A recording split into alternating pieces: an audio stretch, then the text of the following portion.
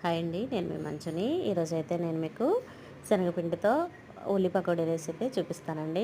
శనగపిండి తీసుకోవాలి, అలాగే ఆనియన్స్, పచ్చిమిర్చి కట్ చేసి పెట్టుకున్నానండి. ఈ రెండింటిని కూడా కొద్దిగా సాల్ట్, కొంచెం సోలా పొడి వేసుకొని ఆనియన్స్, పచ్చిమిర్చి వేసుకొని తగినన్ని నీళ్ళు వేసుకోవాలన్నమాట. మరీ గట్టిగా కలుపుకోకూడదు, అలాగని మరీ మెత్తగా కూడా కలుపుకోకూడదండి.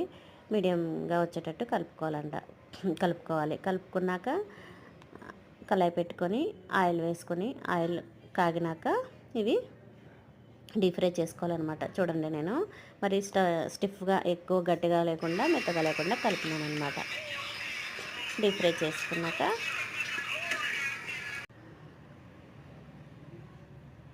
ఎందుకంటే పచ్చిమిర్చి వేసినాను కాబట్టి నేనైతే కారపొడి అయితే వేసుకోలేదండి, అవసరం లేదు. చూడండి, చక్కగా వేగినాయన్నమాట. ఆయిల్ ఎంత హీట్ ఎక్కితే ఇవి అంత బాగా వస్తాయండి. టేస్ట్ అయితే చాలా బాగుంటాయండి ఆనియన్ పకోడీ.